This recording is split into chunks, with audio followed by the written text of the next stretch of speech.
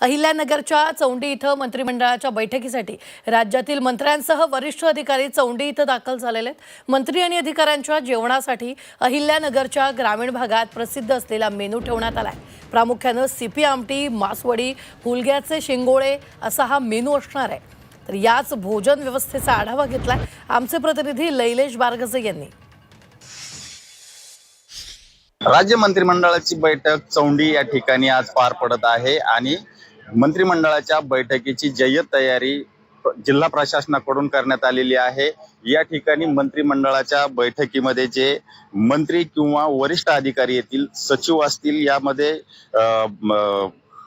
मंत्र्यांचे पीए असतील किंवा जिल्हा प्रशासनामधले जे वरिष्ठ अधिकारी आहेत त्यांच्या भोजनाची व्यवस्था या ठिकाणी केलेली आहे।